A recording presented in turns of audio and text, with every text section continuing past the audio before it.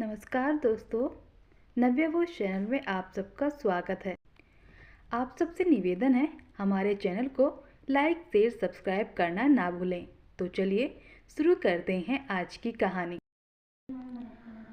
Shubham office जाने के लिए तैयार हो रहा था, तभी उसका फ़ोन घनघना उठा। वो फ़ोन उठाकर हेलो कहता है। हेलो, मिस्टर शुभम से बात हो रही है? फ़ोन पर आवाज़ आती है। जी, पर आप कौन? शुभम फ़ोन कान पर लगाए हुए कहता है। मैंने आपको कुछ महीने पहले फ़ोन किया था, आपके पिता की मौत की खबर देने के लिए। आप आए नहीं। वो शख्स बड़े अफसोस से कहता है। जिसे जाना था वो जा चुका है, अब मैं वहाँ आकर क्या करूँगा? वैसे भी उन्होंने कौन सा मेरे नाम कुछ संपत्ति छोड़ी होगी। अरे था ही क्या उनके पास। शुभम बेपरवाही से कहता है, जैसे उसे अपने पिता की मौत से फ़र्क ही ना पड़ा हो। बेटा, मुझे संपत्ति का तो नहीं पता, पर तुम्हारे पिता ने तुम्हारे लिए एक पत्र मेरे पास ज़रूर छोड़ा है। मरने से कुछ दिन पहले उन्होंने मुझे ये पत्र देकर कहा था कि उनके जाने के बाद मैं ये पत्र तुम तक पहुंचा दूं, ताकि तुम्हें तुम्हारी अमानत मिल सके। वो शख्स कहता है, मुझे नहीं पता इस पत्र में क्या है, पर जो भी है तुम्हारे लिए ही है। राजेश जी इतना कहकर खामोश हो जाते हैं। अमानत की बात सुनकर शुभम के मन में आता है कि कहीं उसके बाप ने कोई गुप्त संपत्ति तो छुपा कर नहीं रखी थी, जिसके बारे में उसे पता ही ना हो। वो लालच से कहता है, ठीक है, मैं आ जाऊंगा, आप अपना पता बता दीजिए। ये सुनकर उस शख्स को बड़ा दुख होता है। जो बेटा बाप की मौत पर भी नहीं आया, वो संपत्ति के लालच में आने को तैयार हो गया। वो उसे अपना पता बताते हैं और फ़ोन रख देते हैं। शुभम ये बात अपनी पत्नी को बताता है तो वो कहती है, ठीक है, आप चले जाइए। अगले ही दिन शुभम गांव जाने के लिए निकल जाता है। शुभम अब भले ही पैसे वाला हो गया था, पर लालच इंसान का पीछा कभी नहीं छोड़ता। इसलिए संपत्ति के लालच में वो गांव आ गया। शुभम उस पते पर पहुंच जाता है जो कि उस आदमी ने बताया था। वो वहां आकर दरवाज़ा खटखटाता है तो एक उसी के पिता की उम्र का व्यक्ति दरवाज़ा खोलता है। वो शख्स शुभम को देखकर कहता है कि कौन हो बेटा? तो शुभम उसे बताता है कि वो शुभम दिनेश जी का बेटा, उन्होंने उसे फ़ोन किया था एक पत्र देने के लिए। वो शख्स उसे कहते हैं, हाँ बेटा, मैंने ही फ़ोन किया था, माफ़ करना, काफ़ी अरसे बाद देख रहा हूँ इसलिए पहचान नहीं पाया। अंदर आ जाओ। देखिए, मुझे लेट हो रहा है, आप मुझे पत्र दे दीजिए, मुझे और भी काम है। शुभम कहता है। अब राजेश जी क्या कहते हैं, वो भीतर जाते हैं और पत्र लाकर शुभम को दे देते हैं। शुभम उस पत्र को लेता है और अपने घर चला जाता है। वो अपने घर आकर देखता है वह कोई और नहीं था। घर अब पहले से भी ज़्यादा बंजर हो चुका था। ऐसा लग रहा था जैसे वह महीनों से कोई न रहा हो। उसे आसपास उसकी माँ भी नहीं दिख रही थी, पर उसे अपनी माँ से क्या लेना देना, वो तो बस उस पत्र को लेने आया था। वो जल्दी से उस पत्र को खोलता और उसे पढ़ने लगता है। अगर तुम ये पत्र पढ़ रहे हो तो इसका मतलब है कि मैं अब इस दुनिया में नहीं रहा। मैं जीते जी तो तुमसे कुछ नहीं कह पाया और ना तुमने कभी कहने का मौका दिया। शायद मेरे मरने के बाद तुम्हें एहसास हो कि माता पिता का स्थान जीवन में क्या होता है। तुमने तो कभी अपने बेटे होने का फ़र्ज़ नहीं निभाया। इस उम्र में भी बेसहारा माँ बाप को छोड़कर शहर में जाकर बस गए, बिना ये सोचे समझे कि तुम्हारे बाद हमारा क्या होगा। मैं अपनी पूरी जमा पूंजी लगाकर तुम्हें पढ़ाया लिखाया, इस काबिल बनाया, पर तुमने उसका कोई मोल नहीं किया। शायद हमारी ही परवरिश में कोई खोट रह गई होगी। खैर, मेरा तो जीवन पूरा हो गया, पर मैं चाहता हूँ अपना बचा हुआ जीवन तुम्हारी माँ शांति के साथ गुजारें। तुम्हें अगर हमारी पुश्तैनी संपत्ति चाहिए तो तुम्हें अपनी माँ की सेवा करनी होगी। अब तुम ये सोच रहे होंगे कि मेरे पास तो कुछ नहीं था, फिर मैं कौन सी संपत्ति की बात कर रहा हूँ। हमारे पूर्वज हमारे लिए कुछ संपत्ति छोड़कर गए थे, जो एक पिता अपनी मृत्यु के बाद अपने पुत्र को देता है। इस संपत्ति का राज सिर्फ मैं और तुम्हारी माँ जानते हैं। मैंने तुम्हारी माँ से कहा था कि अगर तुम बुढ़ापे में हमारा ध्यान रखोगे, अपना फर्ज अच्छे से निभाओगे, तो वो संपत्ति तुम्हें दे देंगे। पर तुमने तो हमें अकेला छोड़ दिया। भले ही तुमने अपना फ़र्ज ना निभाया हो, पर मैं अपना फ़र्ज निभा रहा हूँ। मेरी बस यही आखिरी इच्छा है, तुम अपनी माँ का अच्छे से ख्याल रखो। तुम्हारे हिस्से की संपत्ति तुम्हें मिल जाएगी। भले ही तुमने एक बेटे होने का फ़र्ज़ नहीं निभाया, पर मैं एक पिता और पति होने का फ़र्ज़ निभा रहा हूँ। इस पत्र के बारे में तुम्हारी माँ को भी नहीं पता है। आशा करता हूँ तुम अपनी माँ का अच्छे से ध्यान रखोगे। उस पत्र को पढ़कर शुभम को जरा भी अफसोस नहीं होता। वो तो बस ये सोच रहा था कि कैसे भी करके अपनी माँ को ढूंढकर संपत्ति ले ले, पर उसे नहीं पता था कि उसकी माँ कहाँ है। बस एक बार वो अपनी माँ से संपत्ति पा ले, उसके बाद उसे अपनी माँ से कोई मतलब नहीं था। वो आसपास के लोगों से आज अपनी माँ के बारे में पूछता था। आसपास के लोग उसे बताते कि उनके पिता की मृत्यु के बाद ही उनका कुछ नहीं पता, उन्हें किसी ने नहीं देखा। ये सुनकर शुभम भी सोच में पड़ जाता कि आखिर वो कहाँ गई। अगर वो नहीं मिली तो उसे संपत्ति भी नहीं मिलेगी। संपत्ति के लिए उनका मिलना बहुत ज़रूरी था।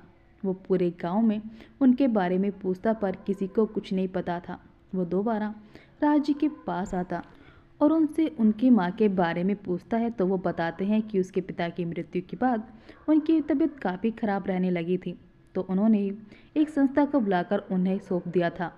ये सुनकर शुभम बिना देर के उस संस्था का पता लेकर वहाँ चला जाता है। संस्था में पहुंचकर वो एक व्यक्ति से पूछता है, मीनाक्षी जी यहीं रहती हैं? वो व्यक्ति कहता है, जी, पर आप कौन? जी, मैं उनका बेटा हूँ, क्या आप उन्हें बुला सकते हैं? शुभम कहता है। वो उसे देखते हैं और कहता है, आप यहीं रुकिए, मैं उन्हें बुला कर लाता हूँ। ये कहकर वो वहाँ से चला जाता है। वो व्यक्ति मीनाक्षी जी के पास आकर कहता है कि उनका बेटा उनसे मिलने आया है। ये सुनकर वो हैरान रह जाती हैं। उन्हें लगता है कि शायद उन्हें कोई गलतफहमी हुई होगी, क्योंकि उनका खुद का बेटा तो उसके पिता की मौत पर भी नहीं आया था। वो ही तो उन्हें इस हालत में छोड़कर गया था, फिर वो उनसे यहाँ मिलने क्यों आएगा? फिर भी वो देखने चली जाती हैं। वो देखती हैं सच में उनका बेटा वहाँ खड़ा था। उन्हें अपनी आंखों पर भरोसा नहीं होता। सो उन्हें देखकर झूठे आंसू ले आता है और कहता है, माँ।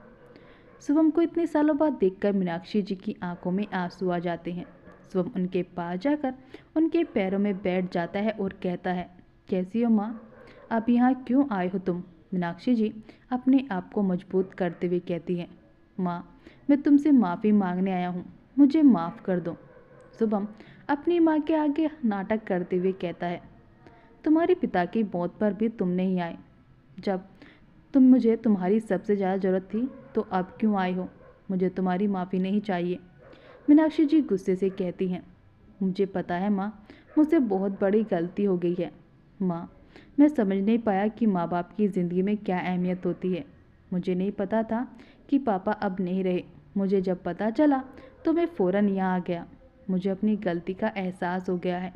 मुझे माफ़ कर दो माँ, मुझे माफ़ कर दो।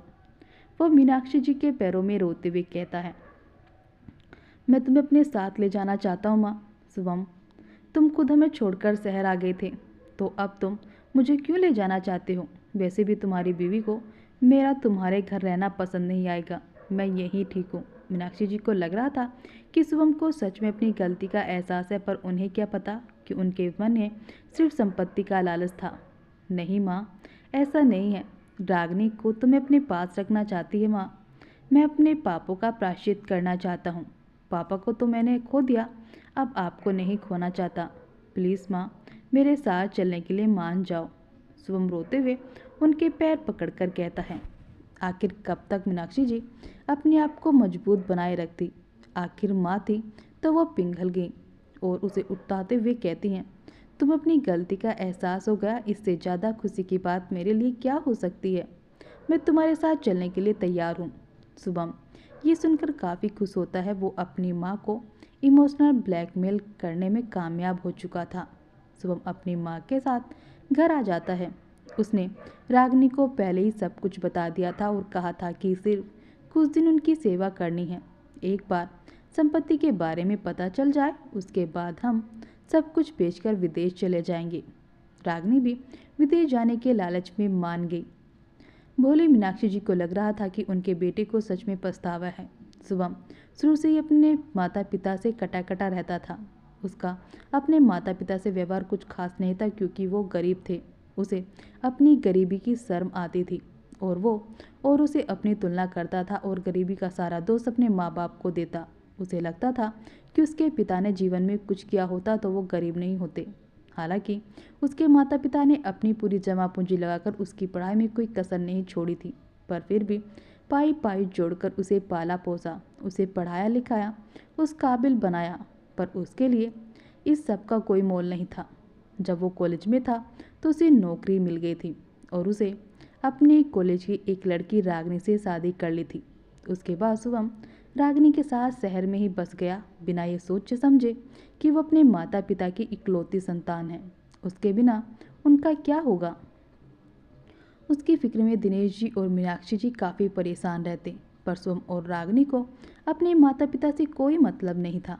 दिनेश जी की मौत के बाद मीनाक्षी जी की हालत काफ़ी ख़राब हो गई थी। राजेश जी ने शुभम को भी फ़ोन किए पर वो नहीं आया। उसके बाद उन्होंने संस्था वालों को बुलवाकर उन्हें सौंप दिया। मीनाक्षी जी गाड़ी में बैठी ये सब सोच रही थी। उन्हें कभी नहीं लगा था कि उनका बेटा कभी वापस उनके पास आएगा। शुभम ने उनसे संपत्ति के बारे में कुछ नहीं पूछा था, इसलिए उन्हें भी लगा कि शुभम को संपत्ति के बारे में कुछ नहीं पता। शायद अपने पिता की मौत के बाद उसे अपनी गलती का एहसास हो गया होगा, इसलिए वो उन्हें लेने आ गया। कुछ समय बाद वो घर पहुंच जाते हैं। रागिनी उनसे काफ़ी अच्छे से बात करती है। मीनाक्षी जी को विश्वास नहीं हो रहा था कि ये वही बहू है जो कभी उनसे मिली तक नहीं थी और आज उनसे इतनी अच्छे से बात कर रही थी। धीरे धीरे दिन निकल रहे थे। दोनों के मन में कुछ भी हो, पर दोनों बाहर से अच्छा बनने की कोशिश करते ताकि मीनाक्षी जी उन्हें संपत्ति के बारे में बता दें। रागिनी रोज शुभम से कहती कि अपनी माँ से संपत्ति के बारे में कहे, तो वो कहता कि कुछ दिन रुक जाओ वरना उन्हें शक हो जाएगा कि हम सिर्फ उन्हें संपत्ति के लिए ही लाए थे और फिर वो हमें एक फूटी कौड़ी भी नहीं देंगी। रागिनी को हमेशा उनसे चिढ़ होती थी। वो चाहती कि जल्दी से मुसीबत उसके सिर से हटे, इसलिए वो अक्सर इस बात पर शुभम से झगड़ती रहती। एक दिन रागिनी शुभम से कहती है, शुभम, मैं तुम्हारी माँ का बोझ जोड़ नहीं बोल सकती, मुझसे अबोर्ड नहीं होता, तुम जल्दी से उनसे पूछ लो। 2 महीने होने वाले हैं, हमें ये भी नहीं पता कि कितनी संपत्ति है, पता नहीं कब बताएंगी। तुम जल्दी से पूछो और इन्हें रफा दफा करो, हम उन्हें ज़िंदगी भर रखने के लिए थोड़ी ना लाए हैं। शुभम उसकी बात सुनकर कहता है, तुम चिंता मत करो, मैं उनसे पूछ लूँगा जल्दी। एक बार वो संपत्ति के बारे में बता दें, उसके बाद मैं उन्हें कोई भी बहाना बनाकर वापस वृद्ध आश्रम में छोड़ आऊँगा। वैसे भी हम सिर्फ उन्हें यहाँ संपत्ति के लिए ही लाए हैं। दोनों बातें कर ही रहे थे, पर वो दोनों इस बात से अनजान थे कि बाहर खड़ी मीनाक्षी जी ने उन दोनों की सारी बातें सुन ली थी। उन्हें यकीन नहीं हो रहा था कि उनका बेटा उनकी सेवा सिर्फ संपत्ति के लिए कर रहा है। उसे अपनी माँ से नहीं, सिर्फ संपत्ति से प्यार है। वो अपने आंसू पोंछती हैं और अपने कमरे में आ जाती हैं। अपने थैले से दिनेश जी की तस्वीर निकाल कर कहती हैं, पता नहीं हमारी परवरिश में क्या कमी रह गई थी जो हमारा बेटा ऐसा निकला। उसे आपके जाने से भी कोई फ़र्क नहीं पड़ा, ना उसे मुझसे कोई मतलब है। अरे अगर वो बिना किसी लालच के मुझे रखता ना, तो मैं सब कुछ उसको देने को तैयार थी, पर वो तो लालच के लिए मेरी सेवा कर रहा है। मुझे ऐसी सेवा नहीं चाहिए, और जो अपनी माँ की सेवा नहीं कर सकता वो इस संपत्ति के लिए लायक भी नहीं है। मैं उसे एक फूटी कौड़ी भी नहीं दूंगी। ऐसा कहकर वो एक पत्र लिखती हैं और बिना किसी को बताए अपना बैग लेकर वहाँ से चली जाती हैं। मीनाक्षी जी राजेश जी को फ़ोन करती हैं और उन्हें बताती हैं कि किस तरह उनका बेटा सिर्फ पैसों के लिए उन्हें रख रहा है। अब वो अपनी सभी संपत्ति दान करना चाहती हैं। राजेश जी उनकी बात मानते हैं और अगले दिन शहर आ जाते हैं। दिनेश जी को जब पता चल चुका था कि उन्हें बीमारी है और अब वो ज़्यादा दिन नहीं बचेंगे, इसलिए वो चाहते थे कि शुभम उनके जाने के बाद उनकी पुश्तैनी संपत्ति ले ले पर अपनी माँ की सेवा करें।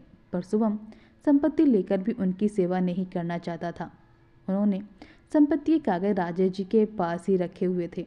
राजेश जी उनकी बात मानकर तुरंत ज़मीन के कागजात लेकर शहर आ जाते हैं और वो ज़मीन को बेच देते हैं। उससे जो भी पैसे मिलते हैं उन पैसों को वृद्ध आश्रम में दान कर देते हैं। उसके बाद मीनाक्षी जी हमेशा हमेशा के लिए वृद्ध आश्रम में रहने चली जाती हैं। इधर शुभम को अपनी माँ का लिखा हुआ जब पत्र मिलता है, उस पत्र में लिखा था, मैंने कभी भी ये नहीं सोचा था कि मेरी औलाद इस कदर निकलेगी। मुझे सब पता चल गया कि तुम दोनों सिर्फ मुझे संपत्ति के लिए अपने पास रख रहे थे। इतने दिनों से जो भी तुम प्यार दिखा रहे थे वो सब ढोंग था, वो सब लालच था। मैंने कभी नहीं सोचा था कि तुम दोनों लालच में इस कदर अंधे हो जाओगे। मुझे पता चल गया है, तुम दोनों मुझसे सब कुछ लेकर मुझे दर दर की ठोकरें खाने के लिए छोड़ दोगे। इससे अच्छा है कि मैं खुद ही यहाँ से चली जाऊँ, और मैं जा रही हूँ। अगर तुम मुझे प्यार से बिना किसी लालच के अपने पास रखते तो मैं बिना के सब कुछ तुम्हें दे देती, पर तुमने सिर्फ लालच में किया, इसलिए मैं अब तुम्हें कुछ भी नहीं दूंगी। तुम इस लायक हो, मैं अपनी सारी संपत्ति दान कर रही हूँ। दोबारा मेरे पास आने की कोशिश भी मत करना। मीनाक्षी। पत्र पढ़कर दोनों हैरान थे।